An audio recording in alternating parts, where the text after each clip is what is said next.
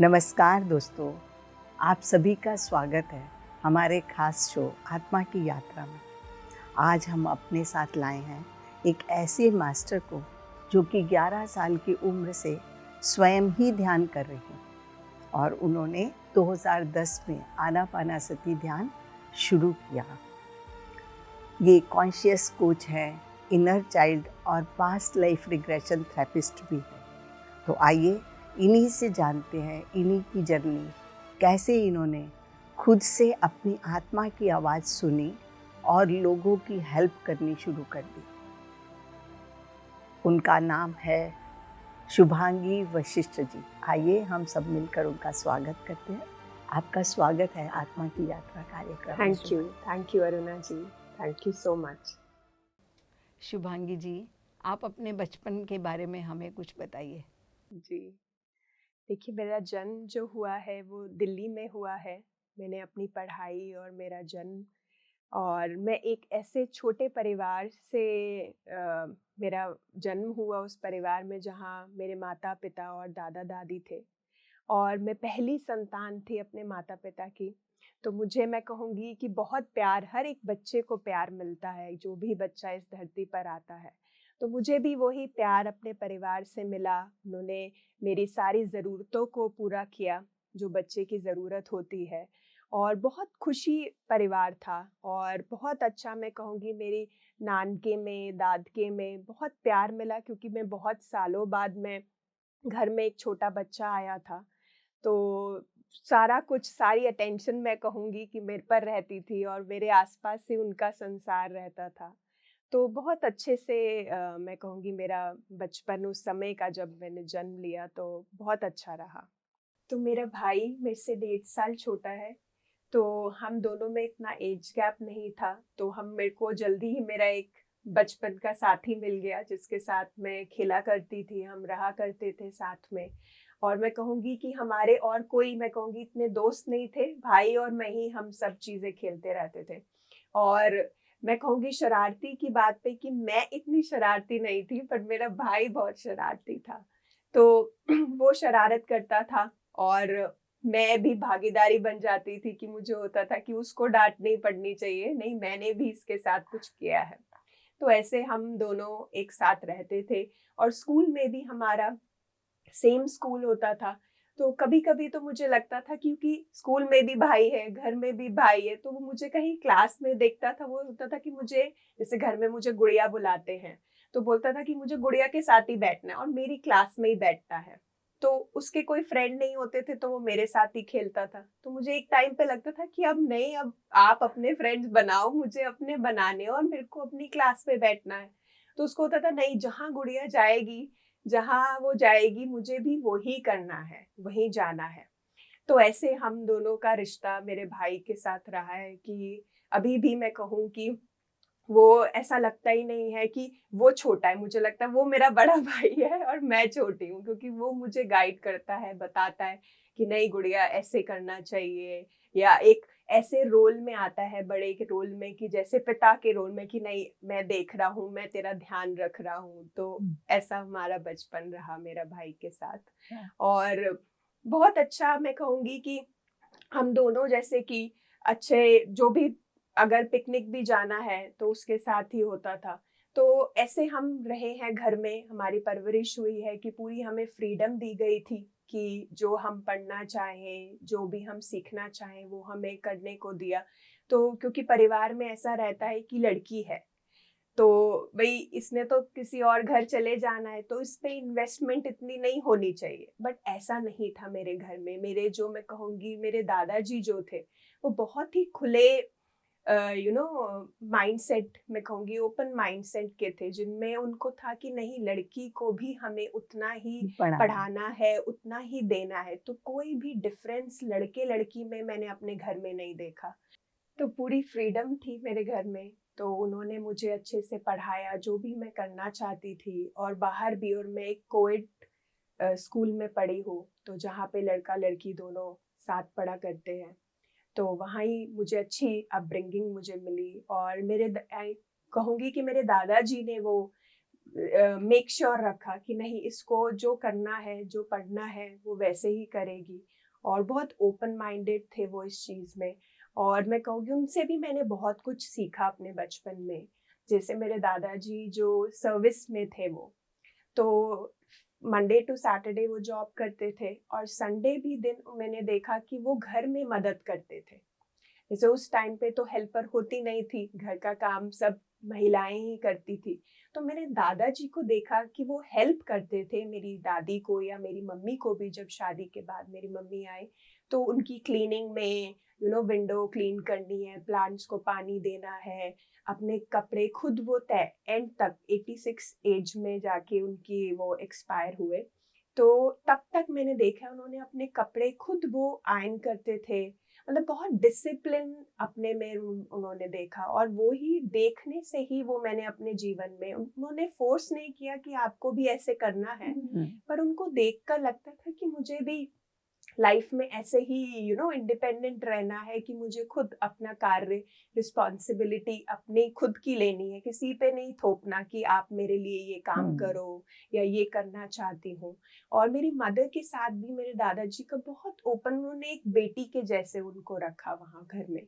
तो उनको भी जो वो करना चाहती थी, जैसे मेरी मदर उनको सितार, उन्होंने उसमें म्यूजिक में उन्होंने अपनी पढ़ाई करी और सितार बजाना उन्हें पसंद था। तो बट शादी के बाद भी मेरे दादाजी ने उन्हें मना नहीं किया कि आप नहीं ये बजा सकते, या आपका जो इंटरेस्ट है आप वो नहीं फॉलो कर सकते। वो भी चीज़ें उन्होंने उनको करने को दी। फिर आगे जो वो बच्चों को पढ़ाना चाहती थी, उन्होंने ट्यूशन्स घर में लेना चाहे। तो किसी भी चीज़ में कोई इंटरफेरेंस नहीं था हमारे घर में, कि जो जो करना चाहता है वो कर सकता है। तो ऐसे ही विचारधारा से मेरी अपब्रिंगिंग हुई कि खुले दिल से, नॉन इंटरफेरेंस आपकी लाइफ में प्रिंसिपल पहले से ही आ गया। और रिस्पॉन्सिबिलिटी लेना अपने कार्य की, हाँ, कि सबकी अपनी रिस्पॉन्सिबिलिटी है।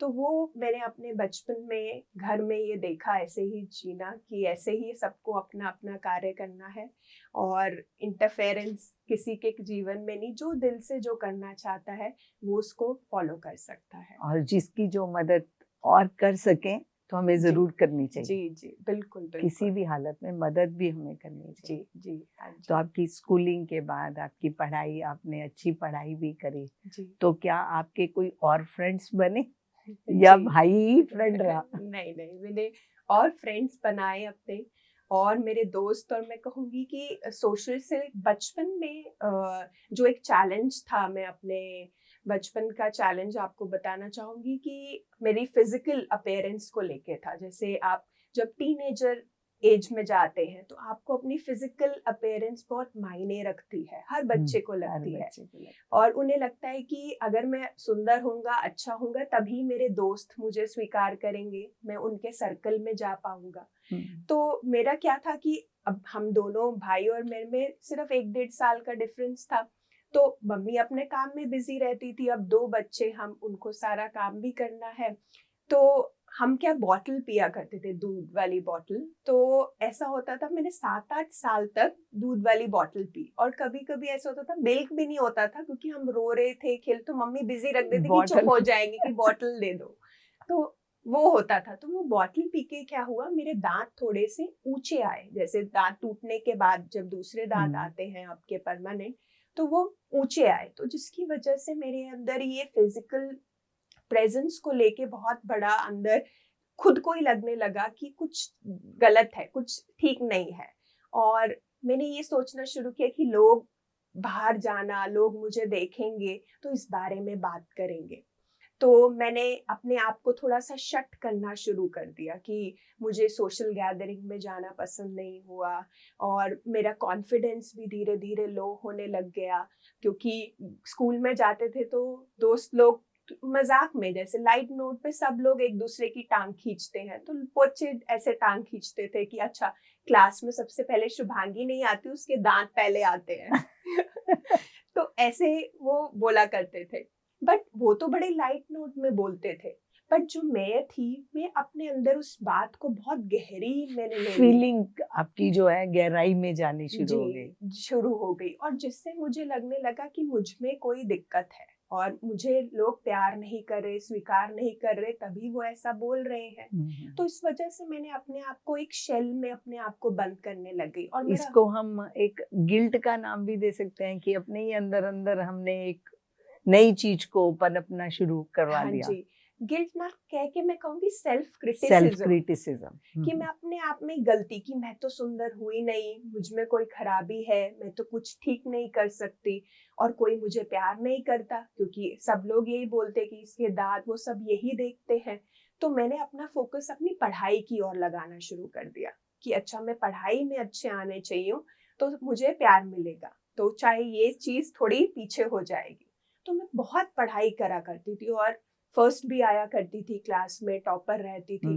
बट वो टॉपर की खुशी नहीं होती थी, मुझे ये था कि प्यार मुझे मिलेगा। पीछे की भावना ये थी मेरी कि लोग मुझे प्यार करेंगे।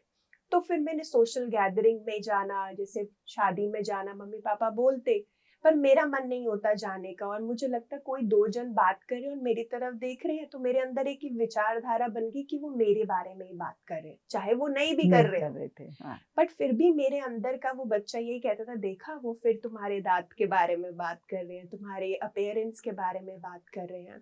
बट मैं कहूँगी इसमें मेरे मम्मी पापा का बहुत सपोर्ट रहा, क्योंकि मैं उनको स्कूल की बात नहीं बता पाती थी कि बच्चे ऐसे बोलते हैं, क्योंकि घर में मुझे उतना प्यार मिला करता था। पर वो होता है कि आपको लगता है कि नहीं, बाहर जब एक मम्मी पापा का प्यार अलग है, एक दोस्त का प्यार अलग होता है, आपके जो फ्रेंड्स का प्यार है कि हाँ, कि वो स्वीकार करे। तो धीरे धीरे इस चैलेंज को भी मैंने अपने अंदर सेटल इन कर लिया कि ठीक है, सबकी अपीयरेंस ऐसे होती है और मम्मी पापा ने मुझे बोला कि तुम जैसी हो हमें वैसे पसंद है, तो हमने कोई चेंज नहीं लाने की जरूरत, जैसे तुम हो हम तो वैसे ही तुम्हें प्यार करते हैं, तो इसमें कोई कमी की बात नहीं है। तो उन्होंने मुझे ये समझाया और मुझे लगा भी कि हाँ, ये एक अपीयरेंस है और ये टेम्परेरी है, ये अपने आप बदलती रहती है। और फिर जैसे एग्जाम्पल के तौर पे मेरी मम्मी को कहानियां बहुत अच्छी से वो हमें सुनाती थी, तो वो कहानियों के तौर से हमें सिखाती थी और बताती थी। तो उन्होंने बोला कि ये तो देखो, जब बुजुर्ग हो जाओगी क्या तब भी तुम्हारे ये दांत रहेंगे? तो मैंने कहा नहीं, वो तो उतर जाएंगे। तो कह रहे फिर तुम कैसे प्यार करोगी अगर अभी तुम नहीं कर रही हो? तो ऐसे वो क्वेश्चन छोड़ दिया करती थी सोचने के लिए, कि आप खुद सोचें, कि क्या इंट्रोस्पेक्ट करें अपने भीतर कि हाँ, तब भी तो मैं ऐसी ही रहूंगी, तो ये तो बॉडी है, चेंज तो हमेशा आता ही रहेगा। ऐसा तो नहीं है कि अभी मैं सुंदर दिख रही हूँ तो मैं सदैव ही सुंदर रहूंगी। ये पार्ट है, एक लाइफ का प्रोसेस है जिससे हम सबको गुजरना है। तो वो मुझे समझ आया। तो ऐसे ही मेरी मदर, कोई भी बचपन में जैसे मेरे सवाल रहते थे, तो ये मेरे मम्मी पापा ऐसे पेरेंट हैं जो डायरेक्ट आंसर नहीं देते थे।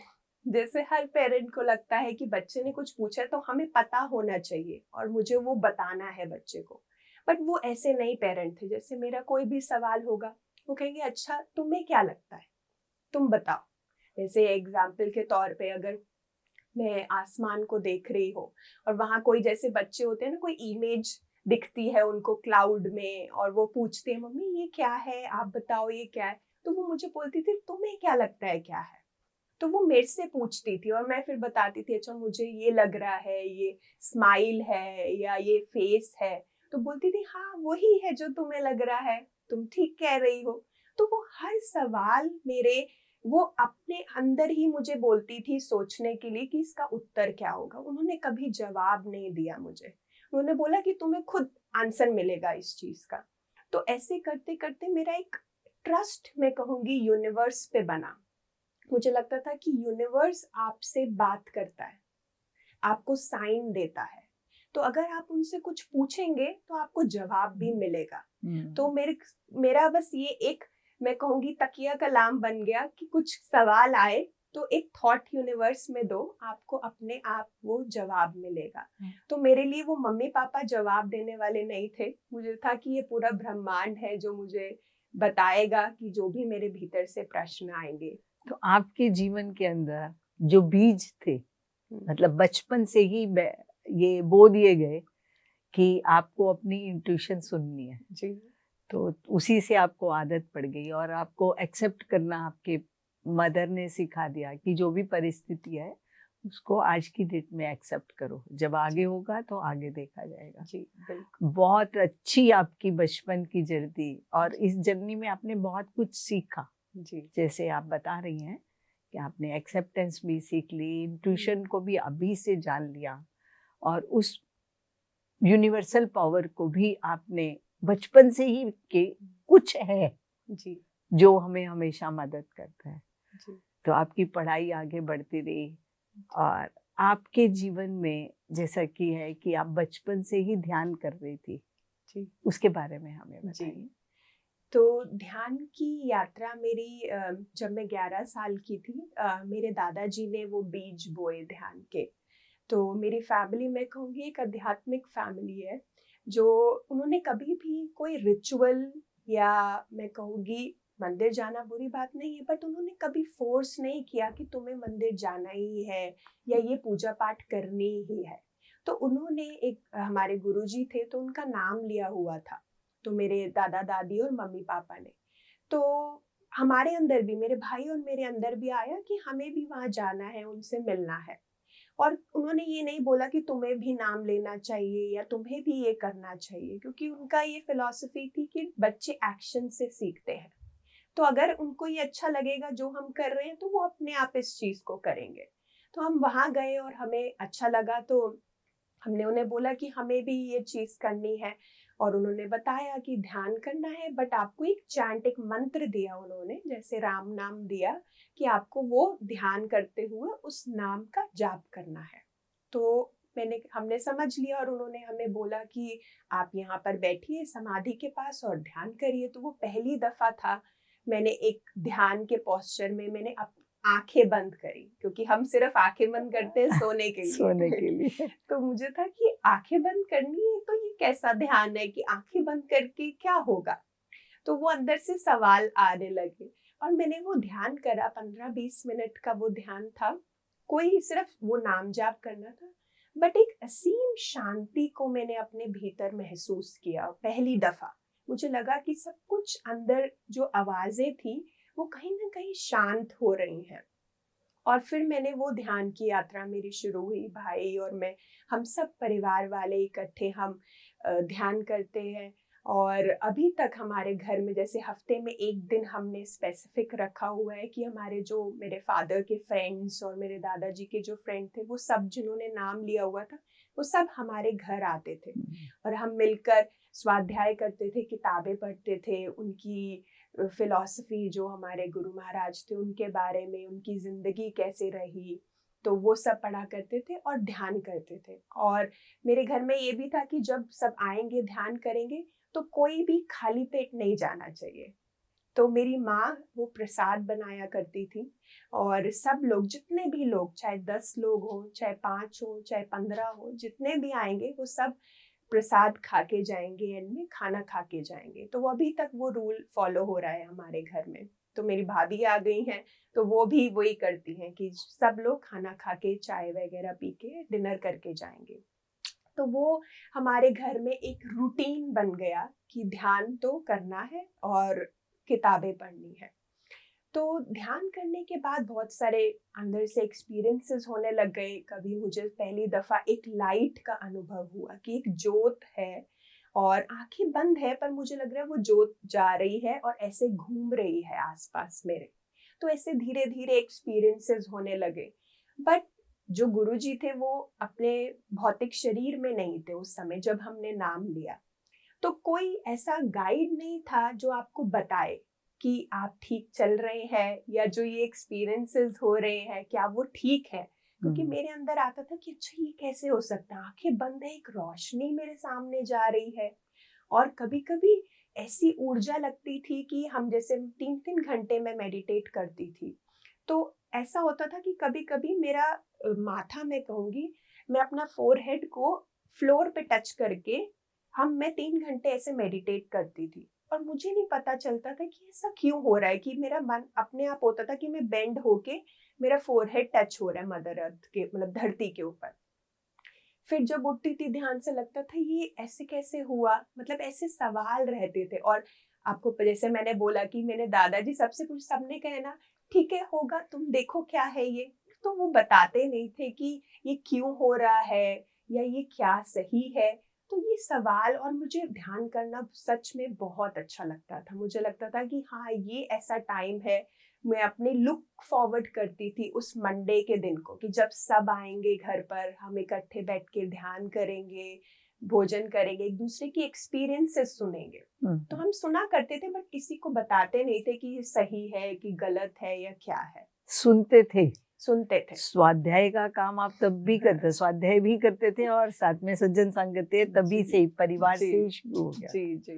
तो वो सब हम मिलकर एक दूसरे के अनुभवों को सुनना, कि ऐसा एक्सपीरियंसेस हुए मुझे, या हम अपने बताने और दोस्तों के सुनने।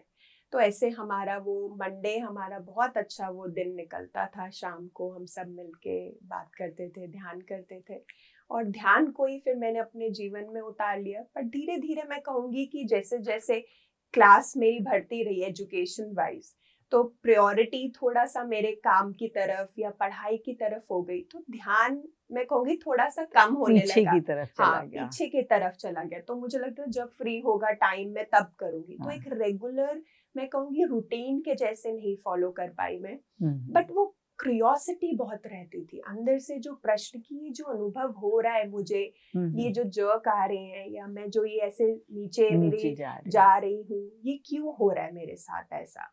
तो ये सारे प्रश्न मेरे अंदर रह गए, बट धीरे धीरे मैं पढ़ाई की तरफ और अपने प्रोफेशन की तरफ जाने लग गई, पर ध्यान थोड़ा दूर होने लग गया, मैं कह सकती हूँ। जी, वो ठीक है, समय की प्रायोरिटी तब आपको इम्पोर्टेंस नहीं पता चली, बट बहुत अच्छा है कि आपके परिवार में बचपन से ही आपको ये सब चीजें मिल गई, और समय आने पे अपने आप समझ आएंगी। ऐसा आपके जीवन काल में हुआ भी कि इन सब चीजों की क्या इम्पोर्टेंस है। जी। तो आपके बाद इसके जीवन में, आपके परिवार में, या ऐसा भी कुछ समय आया जब आपकी बचपन के बाद आपकी परेशानियां और दूसरे तरीके से बाहर आने शुरू हो गई? जी, देखिए, मैंने जब पढ़ाई अपनी शुरू करी, बिकॉज 12th तक तो क्या है, आपका सेट है एक प्रोग्राम कि आपको अगली क्लास में जाना है। 12th के बाद था कि अब लाइफ में आगे क्या करना है, बिकॉज एक नया लाइफ का आपका फेज शुरू होता है कि आप किधर फील्ड में जाना चाहते हो, या अपना फ्यूचर आप कैसे देख रहे हो। तो बचपन में जैसे मुझे ना टीचर बनने का बड़ा शौक था, कि जैसे हमारे हॉलीडे होमवर्क, हमारी किताबें हम भर जाती थी, तो मुझे उस पे टिक करना, टीचर के जैसे नंबर देना, और बड़ा अच्छा लगता था कि मैं ऐसे कोई रोल में, टीचर के रोल में ऐसे रहूं, ताकि मैं एक सिखा सकूं लोगों को, ऐसी फीलिंग आती थी। तो फिर मुझे लगा कि मुझे साइंस वाइंस में इतना इंटरेस्ट नहीं था, तो मुझे था कि कॉमर्स मेरे लिए ठीक है, ना ही आर्ट्स ना ही साइंस, तो कॉमर्स बेस्ट है। तो फिर मैंने कॉमर्स में अपना 12th करा। तो उसके बाद फिर मैंने बीकॉम अपनी करी। बीकॉम के बाद मुझे लगा कि अब नेक्स्ट क्या करना चाहिए।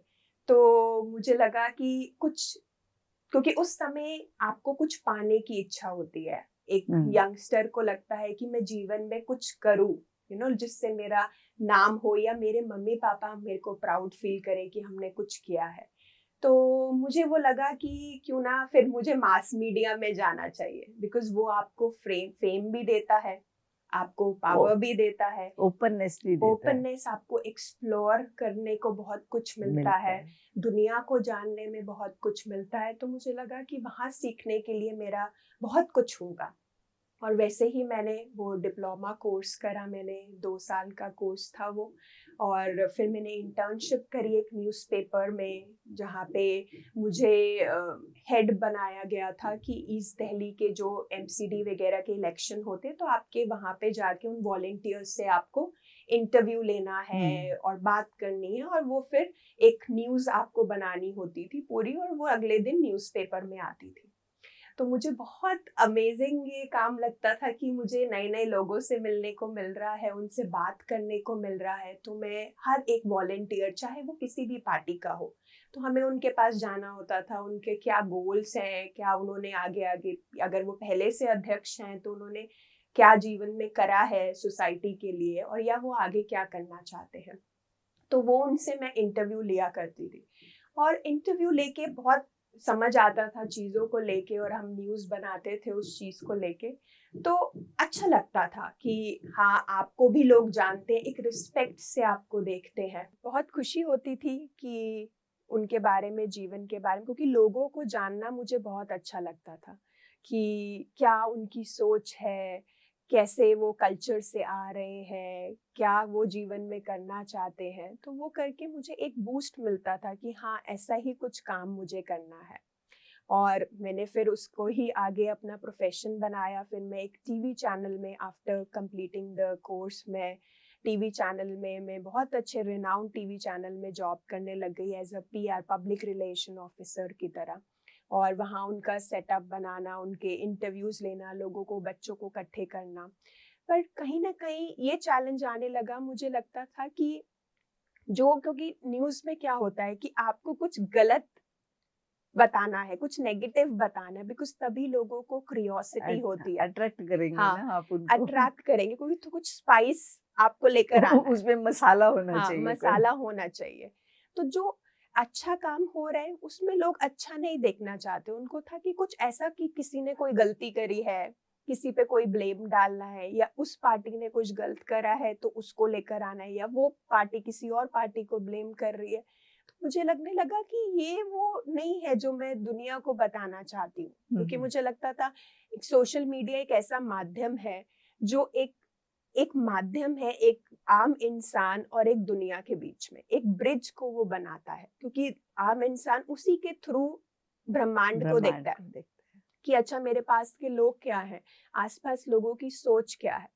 तो मेरे अंदर ये सवाल आने लगे कि ऐसी सोच मैं नहीं दिखाना चाहूंगी, क्योंकि कुछ अच्छा भी है जीवन में। हैं। और वो, रियलिटी जो है, आप एक्चुअल में उस चीज को ऊपर लाना चाहते थे। जी, कि वो देखा जाए कि कैसे लोग अच्छा भी काम कर रहे हैं, और सबको अपनी रिस्पॉन्सिबिलिटी, ये नहीं कि हम एक चैनल, क्योंकि एक पार्टी का है अंदर की बात ये होती है, तो वो उसी पार्टी की अच्छी करेगा, दूसरी पार्टी को नीचे करेगा। और हमें बोला जाता था कोई क्रिस्पी स्पाइसी लेके आओ, कुछ गलत हुआ हो, कहीं कोई मर्डर हुआ हो। तो मुझे लगता था ऐसे पिक्चर दिखाने से लोगों की विचारधारा क्या बनेगी। तो मेरे अंदर ये प्रश्न उठने लगे कि ये वो खुशी नहीं है जो मैं खुद भी महसूस करना चाहूंगी और लोगों को भी दिखाना चाहूंगी। तो ये दुविधा में मैं रहती थी कि मुझे ये प्रोफेशन में रहना है या छोड़ना है। तो ये वो नहीं है जो मैं करना चाहती हूँ, और वो मेरी रियल खुशी मुझे नहीं दे रहा था। तो इस डिलेमा में मैं चलती थी कि मेरे को क्या करना है अब नेक्स्ट। और इसी के बाद फिर मैंने सोचा कि नहीं, मुझे कुछ और करना चाहिए, ये वो मेरा फोटे नहीं है जो मैं करना चाहती हूँ। तो फिर मैंने किसी बैंक में जॉब करना लगी, कि मैंने मीडिया छोड़ के मैं एक बैंक में पब्लिक रिलेशन मैनेजर बन गई। और वहाँ पे भी लोगों के से आप मिलना, क्योंकि मुझे लगता कांटेक्ट था तो रहता ही है। कांटेक्ट रहता ही है। तो मैंने फिर वो जॉब छोड़ के मैंने अपनी जॉब शिफ्ट करी, और वहाँ ढूंढने लग गई कि यहाँ पे शायद मुझे वो मिल जाए जो मैं करना चाहती हूँ। और ऐसे ही मैंने वहाँ पे फिर एज अ पीआर ऑफिसर एक कंपनी में जॉब ढूंढी, और मैंने फिर वहाँ पे काम किया। तो वहाँ पे भी काम करके मैं कहूँगी अच्छा लगता था कि आप मिल रहे हो लोगों से। बट वहाँ पे भी कहीं ना कहीं वो स्ट्रेस लेवल आप पे प्रेशर बनता है कि आपको कुछ अचीव करना है जीवन में, या आपको, जैसे हमें ट्रेन करने दे देते हैं लड़कियों को या लड़कों को, बिकॉज टेली मार्केटिंग होती है, आपको फोनों पे लोगों को ट्रेन करना है। तो मेरी ट्रेनिंग वाली जॉब थी। तो वो ट्रेनिंग में फिर उन लड़कियों का जो प्रेशर, बिकॉज उनको एक टारगेट दिया जाता है कि आपको इसमें अचीव करना है, इतने कस्टमर लेकर आने हैं। तो जो उनका स्ट्रेस लेवल देख के मुझे भी लगता था कि, क्योंकि मेरे ऊपर एक और सिस्टम है, तो वो मेरे को वो दे रहे हैं, आपको दे रहे तो हैं, आप अब आगे मुझे लगता पास था कर कि रहे हैं। मैं भी आगे वही पास कर रही हूँ जो मेरे साथ हो रहा है। और उनमें उनकी कोई गलती नहीं है, वो अपना एफर्ट दे रहे हैं, बेस्ट दे रहे हैं।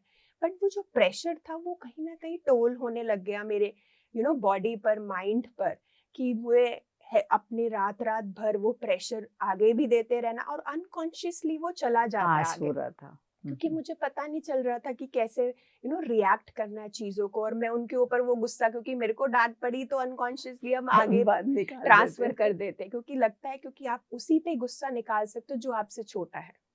बड़े के आगे तो आप कुछ नहीं बोलते हो। तो मुझे लगता था कि हाँ, वो सिस्टम में मेरे से छोटे हैं, नीचे हैं, तो इन पे गुस्सा निकाल दो। ऊपर से आया तो मैंने वो आगे दे दिया। तो वो मेरी हेल्थ के ऊपर, मेरे माइंड की विचारधारा पे वो टोल लेने लग गया। तो मुझे वहां से भी लगा कि ये वो नहीं है। तो मैं वो खुशी ढूंढने में अपने जीवन में कि कहीं ना कहीं से मुझे वो मिल जाए जो मैं करना चाहती हूँ, और जो मुझे दिल से लगे कि हाँ, ये है वो चीज जो मैं करूंगी और जीवन भर करना चाहती हूँ। क्योंकि कोई ऐसा काम जो आपको लगे कि हाँ, मैं इसको 24/7 या एफर्टलेसली कर सकता हूँ। तो ये दो जॉब में मुझे वो एफर्ट लग रहा था कि बहुत लग रहा है, खुशी भी नहीं मिल रही है, अपने आप से और दूर, क्योंकि ध्यान तो मेरे से और दूर हो गया था। क्योंकि ये जॉब जो होती है मल्टीनेशनल, आपको सुबह 8 से लेके रात के 10-10 बजे तक हम ऑफिस रहते थे। उसके बाद भी कॉल्स, कोई मीटिंग आ जाना, तो अपने साथ तो समय ही नहीं मैं बिताती थी। मुझे लगता था बस यही 9 to 5 की जॉब, जो कहा जाता है 9 to 5, बट वो 9 to 10 या 9 to 9 चल रही होती है, 12-13 घंटे की जॉब होती है। तो वो चल रही थी। तो उसमें भी फिर अब मैं वही उसी प्रश्न पर आ गई कि ये वो खुशी नहीं दे रहा है, तो अब नेक्स्ट क्या करना चाहिए। तो उसी में ही मैं ढूंढती रहती थी कि अब क्या होगा नेक्स्ट, या मुझे क्या करना चाहिए। पर डर भी लगता था कि छोड़ दूंगी तो फिर क्या करूंगी, इतनी पढ़ाई करी है, तो कहीं ना कहीं तो कुछ करना चाहिए जीवन में। तो घर तो नहीं बैठ सकती। तो बट वो जॉब करती रहती थी, बट अपने अंदर भी वो बहुत सवाल मेरे भीतर रहते थे कि करनी चाहिए, नहीं करनी चाहिए। कश्मकश जो अंदर चल रही है वो जी, आपकी चलती रहती वो थी। चलती रह रही थी उस समय पर। मैं क्योंकि कहूँगी। आप उसी सर्च में थे जी कि मुझे खुशी कैसे मिल रही, जी जिस खुशी को आप चाह रहे थे, जी ताकि वो कभी भी खत्म ना हो। जी जी जो भी बिल्कुल। आप में चलना चाहते हैं, तो आप इसकी सर्च में आगे निकलती रही। जी तो जी जॉब यही करती रही। जी लोगों से मिलना, बातचीत करना, ये आपका आपका एक बेस भी बन गया कि आपको लोगों के साथ मिलना और उनसे कांटेक्ट में उनके बारे में पता करना, फिर उनके सॉल्यूशंस देना उनको, ये जी आपकी लाइफ में एक जी आपका प्रिंसिपल कहो कि यहीं से ही शुरू हो जी चुका था। जी जी बिल्कुल। बिकॉज देखिए, हर कस्टमर की अपनी एक नीड होती है। तो अगर वो किसी ऑर्गेनाइजेशन के पास आता है तो वो चाहता है कि उसकी जरूरत को पूरा करा पूरा जाए। किया जाए। तो हम भी वही नीड देखते थे कि अच्छा, इसकी क्या नीड है, इसकी ये जो कस्टमाइज करके चीज़ों को उनको प्रेजेंट करना, या उनकी ज़रूरतों को समझना कि वो अपने ऑर्गेनाइजेशन को कैसे एक्सपैंड करना चाहते हैं, तो उस पर काम करना। तो मुझे लगता था हर इंसान की अपनी एक ज़रूरत है। तो हमें अगर हम उस ज़रूरत को पूरी कर दें तो वो इंसान एक खुश इंसान बन जाता है, क्योंकि हम कुछ सीख कर रहे हैं, बाहर ढूंढ रहे हैं। तो अगर हम पूरा कर दें उस ढूंढ को, तो उसको अपने अंदर एक सेटिस्फैक्शन फील होती है। तो वो चीज चलती तो थी। आप अगर उनको खुशी देते हैं तो आपको भी मिलती है। जी जी वही आप बिल्कुल। आगे जो आप गुस्सा पास कर रहे थे, आप वो खुशी आगे आगे पास जी करते हैं। जी नीचे भी देते हैं और ऊपर भी देते हैं। जी ये तो आपके जीवन के साथ आपकी प्रोफेशनल लाइफ और बचपन से पढ़ते पढ़ते यहाँ तक पहुँच गई। जी तो आपके जीवन में कभी ऐसे कुछ जैसे फेल्योर्स होते हैं या चैलेंजेस होते हैं, उनसे भी आपने सीखा ही होगा कुछ ना कुछ तो, क्योंकि जैसे जो भी कुछ जीवन में आता है वो जी कहीं ना कहीं कुछ सिखाने जी के लिए आता है। जी तो हम उनके बारे में कुछ जानेंगे आपसे। जी। तो जैसे मेरी कश्मकश चल रही थी जॉब को लेकर, मैं वो जॉब कर तो रही थी, तो उसी के साथ ही एक चैलेंज मेरे लाइफ में आया कि 2007 में नवंबर में मैं ऑफिस में थी, और मुझे घर से एक कॉल आता है, और उस न्यूज़ मिलती है कि मेरी मदर को कैंसर डायग्नोस हुआ उस समय, और उन्हें सर्विकल कैंसर पता चला कि उन्हें है, और उनकी 3rd+ स्टेज थी। तो एक शॉक के जैसे न्यूज़ मिली घर में कि एकदम से ये कैसे हो गया, क्योंकि सब कुछ अच्छा चल रहा था। हम एक वेजिटेरियन फैमिली से मैं बिलोंग करती हूँ, खाने में कोई ऐसी चीज़ नहीं हम खाते, और सब कुछ बहुत अच्छा चल रहा था। आगे आसपास का एटमॉस्फेयर भी बहुत अच्छा, जी, सब जैसे हंस खेल के जी जी काम कर रहे हैं, जैसे मिलजुल कर रहे हैं। बिल्कुल कि साथ बहुत अच्छी फैमिली, कोई ऐसा चैलेंज नहीं है फैमिली में, कोई स्ट्रेस नहीं। तो ऐसे कोई दिक्कत दिख नहीं रही थी कि घर में है, पर आया है ऐसे चैलेंज तो एक अंदर से डर भी लगने लगा कि क्या होगा। तो बट मैं कहूँगी कि मेरी मदर, जब मैं घर पहुँची, बिकॉज़ मैंने हाफ डे लिया जब ये न्यूज़ मिली और मैं अपने घर गई, तो मुझे लगा कि क्योंकि अंदर आपके विचार आने शुरू हो जाते हैं जब कोई ऐसी आपको न्यूज़ और मिलती है। नेगेटिव सबसे पहले खड़ा होता जी, है जी, आगे। बिल्कुल, बिल्कुल। तो आप एक्सट्रीम में सोचने लग जाते हो कि कैसे होगा, कितना है और कैसे मदर इस समय फ़ील कर रही होंगी, मैं उनको कैसे फ़ेस करूँगी इस चीज़ को। पर बिल्कुल ऑपोज़िट हुआ है इसका। मैं जब गई तो मेरी मदर बहुत नॉर्मल थी कि नहीं तो इतनी बड़ी न्यूज़ मिलना तो सबके लिए एक शॉक होता है। तो उल्टा मैं उनको सांत्वना दूँ, वो मुझे सांत्वना दे रही थी कि कोई बात नहीं गुड़िया, ऐसा हो जाता है, ये प्रॉब्लम हो जाती है, ये दिक्कत आती है, बट ट्रीटमेंट होगा तो ठीक हो जाएगा। मैंने भी बहुत लाइटली लिया इस चीज़ को कि मम्मा जब ओके हैं तो ठीक है, इतनी चिंता वाली बात नहीं है। वो बोल रही हैं कि कोई बात नहीं, हो जाएगा, दवाइयाँ हैं, ट्रीटमेंट है। तो बट हमने कहा ठीक है, तो उनका ट्रीटमेंट शुरू हुआ। तो रेडिएशन और कीमोज़ होती थी बिकॉज़ 3+ एज स्टेज थी, तो ऑपरेशन नहीं हो सकता था। तो उन डॉक्टर्स ने बोला कि आपको रेडिएशन और कीमो लेनी होगी। तो वो प्रोसेस शुरू हुआ और डॉक्टर ने बताया कि इसके साइड इफ़ेक्ट्स भी बहुत रहेंगे, कि आपके हेयर, बॉडी के कहीं पे भी पार्ट पे जो हेयर हैं वो सारे शेड होंगे, आप थोड़े वीक हो जाओगे, स्किन का कलर डार्क हो जाता है, तो वो सारे चैलेंजेस होंगे। तो हम प्रिपेयर थे, बट मैं कहूँगी कि जब आप एक कहने में और एक आप देखने में देखते साथ, हैं, जब साथ में अपने एक लव्ड वन को आप ऐसे देखते हैं, तो आपको लगता है कि आप हेल्पलेस फील करते हो। अब मेरे अंदर ये सवाल रहता था कि मैं कैसे अपनी मम्मी की मदद कर सकती हूँ, कि इतने पेन से वो जो ट्रीटमेंट से गुजर रही हैं, कि वो कैसे हम उनको कम कर सकते हैं। बट जब भी वो ट्रीटमेंट से आती थी, वो बहुत शांत, अपने में रहना, किताबें पढ़ती रहने, और डिफरेंट डिफरेंट मास्टर्स की वो किताबें पढ़ती थी। जैसे साईं बाबा की, वो खुद बोलती थी कि मुझे बुक ला दो, मेरे को पढ़ना है। तो वो अपने ट्रीटमेंट के टाइम पर भी किताबें पढ़ना या ध्यान करना जो वो करा करती थी, तो वो किया करती थी। पर मेरे अंदर वो जो बच्चा के डर जो होता है कि अगर ये नहीं ठीक हुई तो क्या मैं माँ को खो दूंगी या वो मेरे से दूर चली जाएंगी, तो ये सवाल रहते थे। और दिन में कहीं ना कहीं जब मैं सुबह उठती थी, बस यही प्रार्थना करती थी कि बस मम्मी ठीक हो जाए, उन वो हमारे साथ बनी रहे और ठीक रहे। तो ये सवाल रहते थे। बट जैसे जैसे ट्रीटमेंट बढ़ रहा था, तो 2008 में उनका ये पूरा प्रोसेस हुआ, तो उनको कैंसर फ्री बोल दिया गया कि अब आप कैंसर फ्री हो, बट रेगुलर आपको ये डाइट और जो भी है मेडिसिन वो लेना है। तो हमने कहा ठीक है, तो सब ठीक चल रहा था, तो एकदम से उनके पैर में स्वेलिंग आने लग गई। तो वो जो रेडिएशन वगैरह थी वो किडनी पर इफेक्ट करने लग साइड गई, उनके इफेक्ट्स हो साइड गए। इफेक्ट्स जो होते हैं। और दोबारा से कैंसर फिर आ गया 2009 में,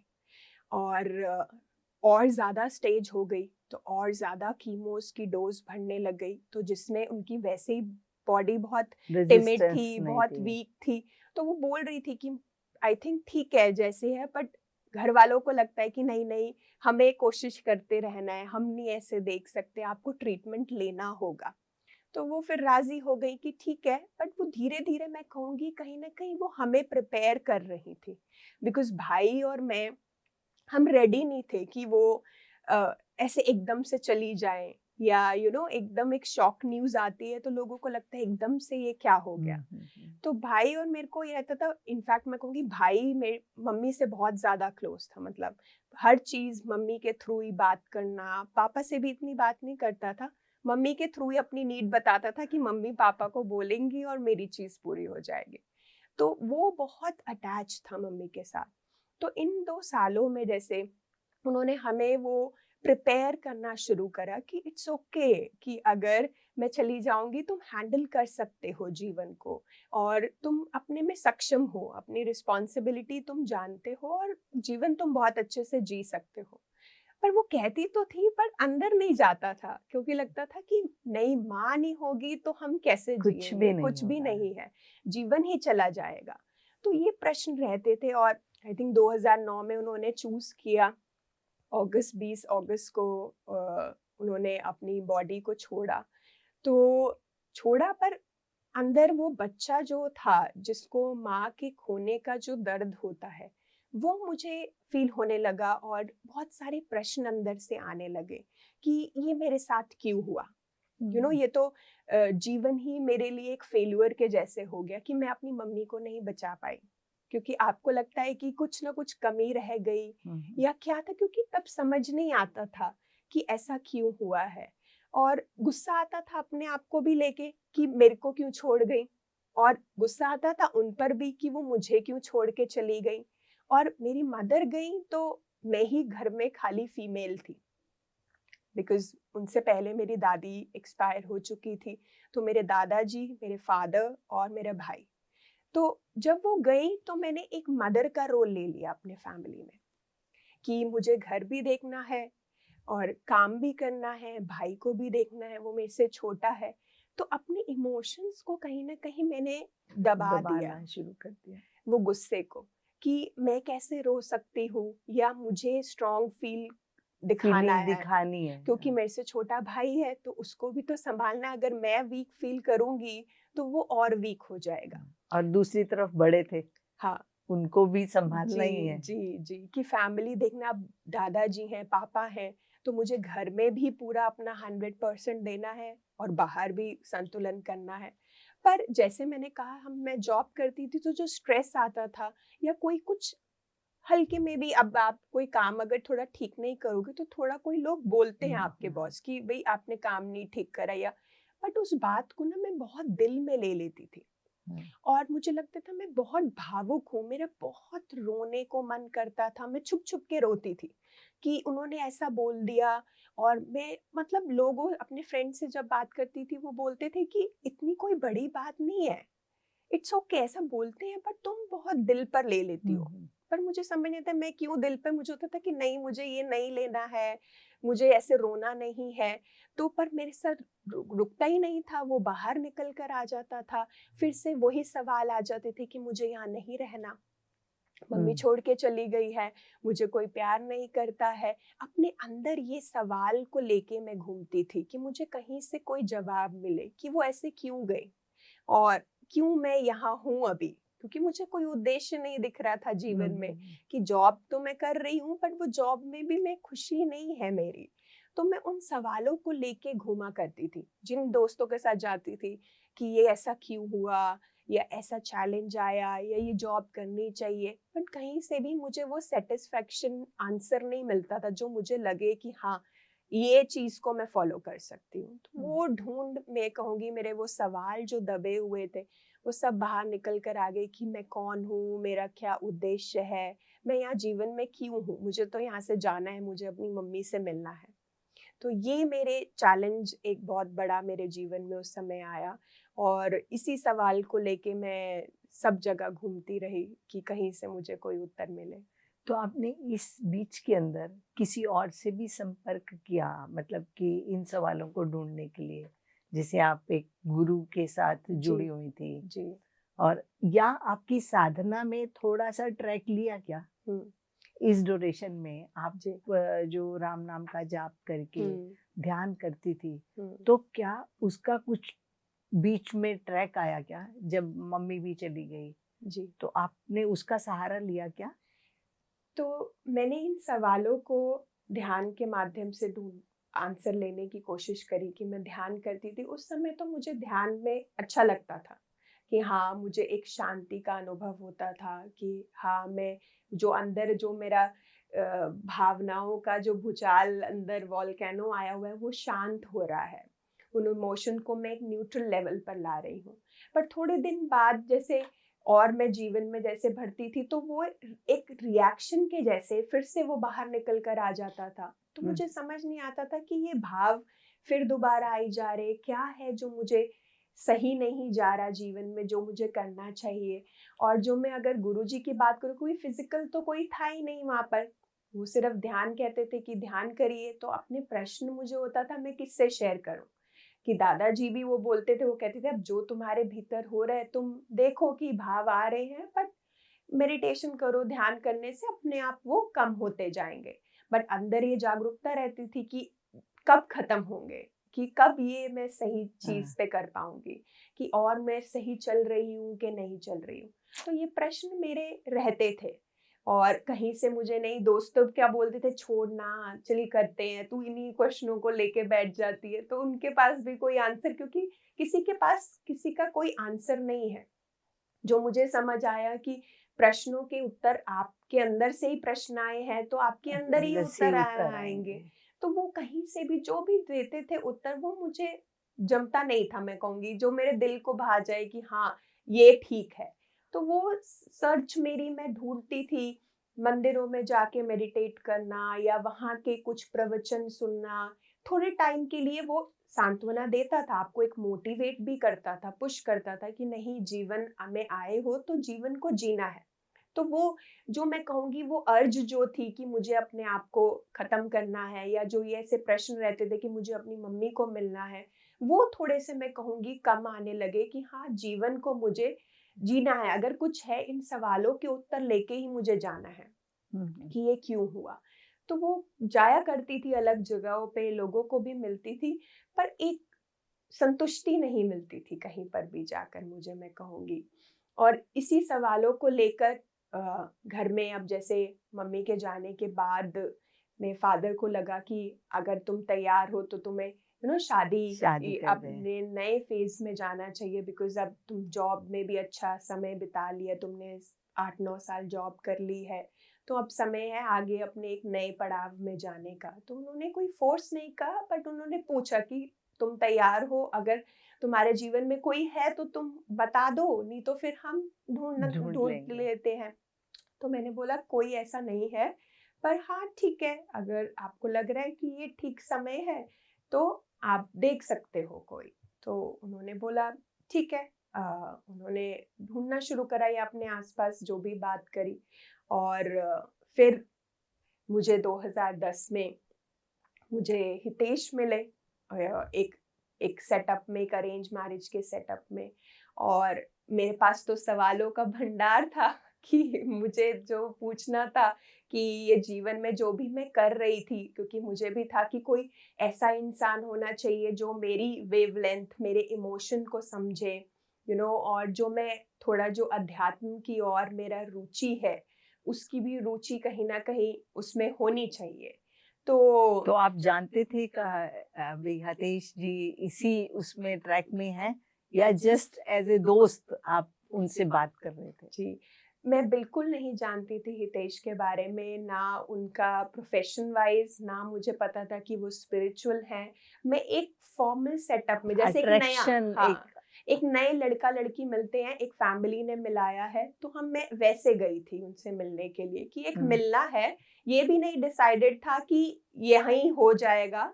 एक ओपन माइंड से मेरे फादर लेके गए थे कि एक लड़के को देखने जा रहे हैं, तुम्हें ठीक लगे तो ठीक है, नहीं तो देख सकते हैं। तो मैं उस एक ढूँढने की कि ठीक है, एक और इंसान को जानने को मिल रहा है, तो मैं गई उससे उस तरीके से ढूँढने के लिए।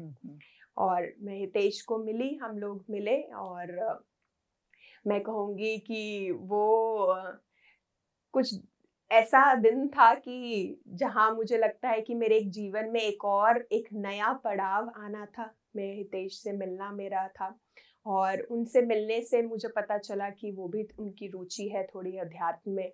और फिर बस मुझे ये पता चला, तो मेरे जो सारे प्रश्न थे अपने भीतर अध्यात्म को लेके जो मैं ढूंढ रही थी, तो मुझे लगा एक और इंसान मिल गया क्वेश्चन पूछने के लिए। बिकॉज मैं तो ढूंढ रही थी कि हर इंसान से वही प्रश्न पूछना।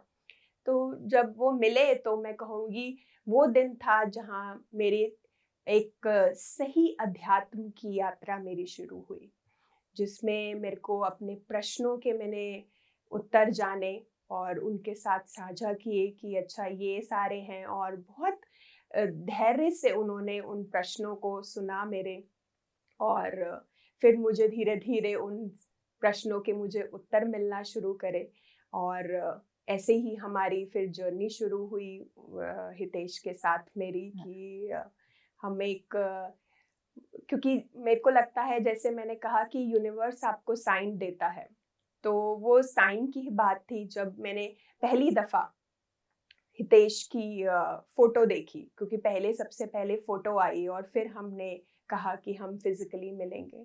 और फोटो देखने से ही उनकी एक स्माइल जो फोटो में थी, तो वो ऐसी स्माइल नहीं थी जो आप एक फोटो के लिए देते हो कि एक एक बनावटी मुस्कुराहट, बट वो ऐसी मुस्कुराहट थी कि उस मुस्कुराहट को देख के आपके चेहरे पे एक मुस्कान आ जाए और लग रहा था कि ये कोई दिल से कोई कनेक्शन लगता है जो आपको, जी सोल टू सोल कनेक्शन जिसको जी बोलते हैं, या जी आत्मा की अट्रैक्शन बिल्कुल बोलते हैं बिल्कुल। जिसको, तो तो आपको फोटो से ही आप जी अट्रैक्ट जी कर वो रहे थे। फोटो से ही लगा। और मैं बचपन में जैसे हमें हर चीज के बारे में रीजन बताया गया फैमिली में कि हर चीज जो होती है किसी कारण के उससे होती है।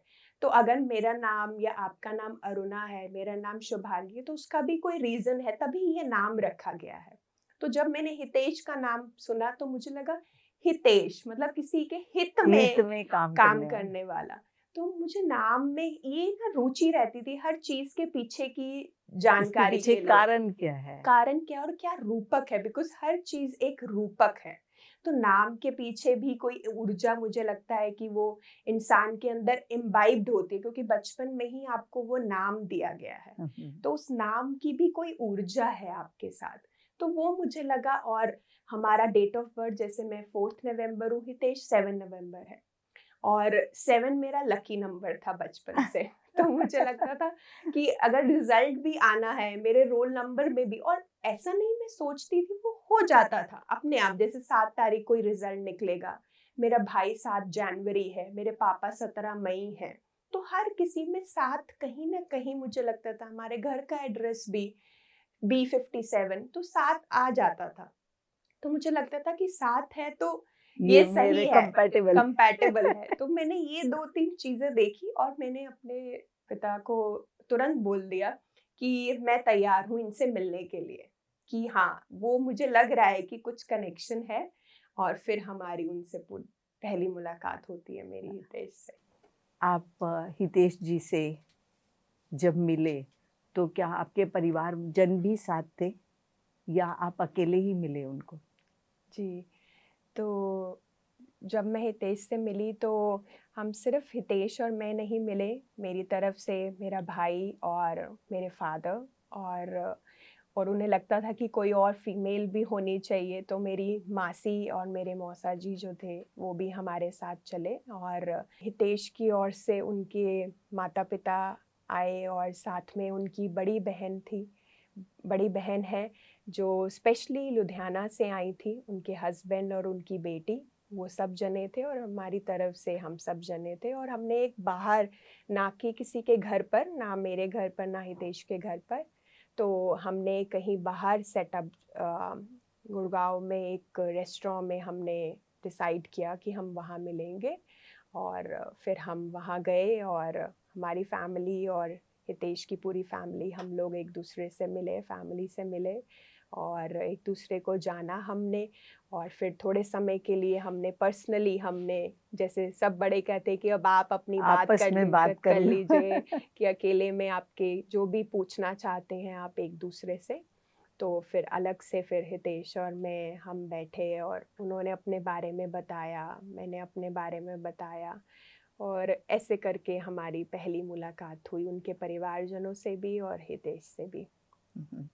आपने उनकी फोटो देख के आपको एक अट्रैक्शन लगा था, जी तो जब आपने उनको फिजिकल उसमें देखा तब आपने क्या फील किया? जी, तो मैं कहूँगी फोटो में वो सिर्फ 10% था जो अट्रैक्शन और जो खुशी का मैं कहूँगी। तो जब आप फिजिकली मुझे जब मैंने उनको देखा तो मुझे एकदम से एक अपने भीतर एक विस्तार जैसा फील हुआ कि एक एक्सपैंड हो रही है कोई ऊर्जा मेरे भीतर। तो आपको लगता है आप पहली बार किसी से मिलते हो तो आपको लगता है कभी या तो आप अपनी शेल में आप लिमिटेड रहते हो, बट तब उस समय मुझे लगा एक अनलिमिटेड कोई जोन खुल गया है मेरे लिए। और हम लोग वहाँ पे पहले आ गए थे और हितेश और बाद में आए थे, तो हम पहले से ही बैठे हुए थे। और जब जैसे वो आए तो अकेले आए तो ऐसा लगा कि कुछ एक मैं अलग ही वर्ल्ड में हूँ और कहीं से कोई घर प्रिंस आ रहा है। जी, कि कोई एंट्री हुई है, मतलब एक लाइट जैसे, मतलब फील हुआ कि कुछ रोशनी हो गई है, हर जगह की एनर्जी, ऊर्जा में कुछ चेंज हो गया है, जो मैंने अपने भीतर भी और आसपास भी महसूस किया। तो मुझे हो रहा था कि मैं बार-बार उनकी तरफ देख रही थी, उनकी आँखों, फिर मैं अपने आप को कहती थी थोड़ा मेरे को ब्लिंक करना है, आँखों को झपकाना है, सिर्फ ताकते नहीं रहना। तो ऐसा लग रहा था बस मैं देखती रहूँ, और उनकी सदैव चेहरे पर स्माइल, अभी भी अगर वो नॉर्मल भी बैठे हुए हैं, एक स्माइल रहती है। तो उनकी वो स्माइल को देखकर लगता था बस स्माइल देखते रहो और खुद हँसते रहो और खुद ही स्माइल देते रहो। तो ऐसी फीलिंग थी उनको मिलने पर। हालांकि आपने बहुत कुछ बता दिया, बट फिर भी जो आपको बचपन से मिला जी कि आपको इंट्यूशन हो जाती थी, जी ठीक है, तो हम ये भी जानना चाहेंगे कि उस समय आपकी क्या इंट्यूशन थी? जी। तो जैसे मैंने कहा कि वो डेट देखकर और वो सब, वो 3 साइन तो मुझे मिल गए थे, मैच कर गए थे। और मिलते ही जैसे वो एक्सपैंड फीलिंग, बिकॉज़ मैं अपने अंदर की फीलिंग पे ज़्यादा ध्यान देती थी कि अंदर क्या मुझे लग रहा है, कि क्या मैं ठीक फील कर रही हूँ, अच्छा फील कर रही हूँ। तो वो बहुत अच्छी फीलिंग थी। तो मुझे लगा कि यही है मेरे लिए। अंदर से ये आवाज़ यस की आ गई मेरे भीतर कि यही है जो मैं एक पार्टनर में ढूँढना चाहती हूँ, या ऐसा सोचती हूँ कि ऐसा होना चाहिए, वो इसमें वो चीज़ है। तो वो पहले से ही मेरे अंदर उत्तर आ चुका था कि यस है, चाहे वो उधर से ना हो, बट मेरी तरफ से तो यस थी। शुभांगी जी, आपका जवाब है हाँ, आप तैयार हो गए। तो हितेश का क्या जवाब था, ये हम जानेंगे आपसे अपने अगले एपिसोड में। तब तक के लिए आपसे आज्ञा चाहते हैं। नमस्कार। Thank you. नमस्कार Aruna ji, thank you. Thank you.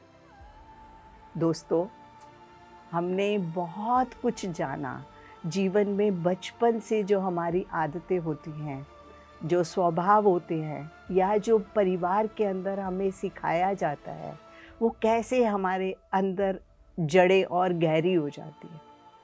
तो उन सबको हमने अभी तक जाना शुभांगी जी से कि उनकी जीवन की यात्रा आत्मा की कैसी रही। परंतु एक बहुत आगे की जर्नी में बहुत ही अच्छा और सुंदर हम जानेंगे कि उनके हाँ के बाद हितेश जी के हाँ की हम इंतज़ार करेंगे यस में उनके जीवन में आने के लिए, और उनके साथ उनकी यात्रा आगे जानेंगे। तब तक के लिए आपसे आज्ञा चाहते हैं। Thank you, thank you, thank you. बहुत खूबसूरत गिफ्ट हितेश ने मुझे दिया, मैं कहूँगी एंगेजमेंट पे। और उन्होंने मुझे एक सीडी दी कि आपके लिए ये मेरा एक गिफ्ट है, एंगेजमेंट गिफ्ट। और मैंने देखा कि अच्छा सीडी है, तो उन्होंने बोला इस सीडी को देखिए। और क्योंकि जब भी हम मार्च से लेके जुलाई में हम फ़ोन पे जैसे बात करते थे, क्योंकि वो भी ध्यान में थे, मैं भी ध्यान में थी, तो मेरे वही प्रश्न धीरे धीरे मैं उनसे पूछती थी, अपना अनुभव शेयर करती थी। एक दिन संडे को मैंने वो सीडी लगाई और देखी, और पूरी सीडी देखी, और मुझे लगा कि 80% तो मेरे को अपने सवालों के जवाब उस सीडी में ही मिल गए हैं।